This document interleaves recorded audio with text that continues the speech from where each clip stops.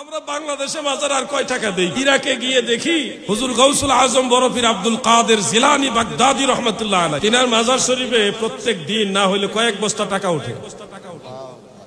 ছোটখাটো নোট না, বিভিন্ন দেশের ডলার, পাউন্ড, বড় বড় দামি দামি মুদ্রা মানুষ দেয়। এগুলি দেখলে তো ওয়াহাবিদের পুরা মাথা নষ্ট হয়ে যাবে। হযরতে ইমাম হুসাইন রাদিয়াল্লাহু আনহুর মাজার হলো কারবালা শরীফে। সেখানে যেই পরিমাণ মানুষ বিভিন্ন দেশ থেকে যায় এবং হাদিয়া দেয় বাজারে, এগুলি দেখলে ওয়াহাবিরা যে কি করবো আল্লাহু আ'লাম। এরা তো দেখেই নাই কোনোদিন মানুষ কিভাবে মাজারে টাকা দেয়। আমরা বাংলাদেশের কয়টা দেয়? 5 টাকা, 10 টাকা, 2 টাকা। এই দেশে বড় বড় নোট, এগুলি দেয় মানুষ মহব্বতে, আপনি ঠেকাইতে পারবেন না। হ্যাঁ, খাজা গরিবে নওয়াজের দরবারে বস্তায় বস্তায় টাকা উঠতেছে, এগুলি আমরা নিজের চোখে দেখেছি। বলবেন মাজারে এত টাকা দিয়ে কি করে? বাইরে আপনি আজমির শরীফ যায় দেখবেন কত বড় ড্যাগ। এই পুরা ড্যাগ বইরা খিচুড়ি রান্না করে মানুষের খাওয়ায় প্রত্যেক দিন। আপনি একদিন খাওয়াই দেখেন কয় টাকা লাগে। বলবেন সব টাকা কি লেগেছে? না, সব টাকা লাগবে কেন?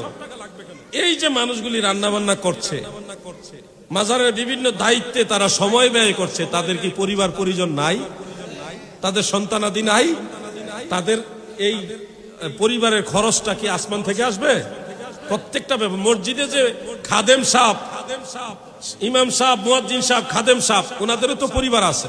অতএব সব ক্ষেত্রেই এই ব্যয়গুলি ধরতে হবে। মাদ্রাসার জন্য টাকা দেন না আপনারা? সব টাকা কি ইট বালু সিমেন্ট কিনে? হুজুরও তো খায়। কি কথা কন না কেন? খায় না হুজুরা? তো হুজুরা না খাইলে হুজুরে কই থেকে খাইবো? হুজুরের টাকা কি আসমান থেকে স্পেশাল আসবে নাকি? প্রত্যেকটা ব্যাপারে আপনাকে কমন সেন্স রেখে কথা বলতে হবে। আমি দেখেছি ইয়েতে কারবালা শরীফে, নাজাফ শরীফে, শেরে খোদা মাওলা আলীর মাজার হলো নাজাফ শহরে।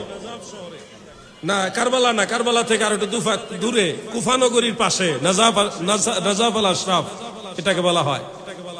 সেই নাজাফ শরীফের মধ্যে শেরে খোদা মাওলা আলী রাদিয়াল্লাহু আনহুর মাজার শরীফ। সেইখানে গিয়ে দেখি রাস্তার দুই ধারে দুপুর বেলায় বড় বড় বিরিয়ানির ড্যাগ।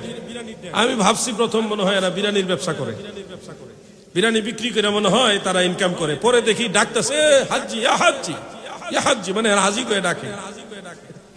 মানে এটা আরব দেশের মানুষ অনেকে আবার হাজি জায়রিন দেখে জায়রিন হিসেবে ডাকে। তো সেই হিসেবে ডাকতেছে, গেলাম, ভাবলাম যে এই খিচুড়ি এই বিরিয়ানি আমার পছন্দ হয় না, এটা খামো কিভাবে। পরে দেখি ফ্রি দিয়ে দিতেছে, ফ্রি। এখান থেকে নিয়ে গেছে না, একটু সামনে গেলে আবার ফ্রি। আরেকজনে পানি দিতেছে ফ্রি, পানি ফ্রি। জায়গায় জায়গায় পানির নহর বানানো এবং সেখানে লেখা যে পানি পান করুন আর কারবালা ইমাম হুসাইনের কথা স্মরণ করুন, আরবিতে লেখা। এইভাবে পানির নহর আর খাবার, বিকালবেলা ফ্রি চা খাওয়ায়। চা ওই দেশেও চা আছে, চা খাই আসছে আমরা বিকালবেলা, লাল চা, খুব সুন্দর চা ফ্রি খাওয়াইতেছে। এই যে মানুষের মধ্যে একটা খাওয়ানোর দেওয়ার একটা স্পৃহা, এটা কিন্তু আমাদের বাংলাদেশের বানানো না। আরবের সেই আল্লাহর ওলিরা, সেই বাগদাদের আল্লাহর ওলিরা, সেই ইয়েমেনের আল্লাহর ওলিরা, সেই মক্কা মুকাররমার আল্লাহর ওলিরাই কিন্তু এই দেশে আসছে। এসে আমাদেরকে ইসলামও শিখাইছে, মেহমানদারিও শিখাইছে, হাদিয়া দেওয়া নেওয়া এটাও শিখাইছে। আপনি চট্টগ্রামের কালচার আর রাজশাহীর কালচারের মধ্যে কিছু না কিছু বেশ কম পাবেন।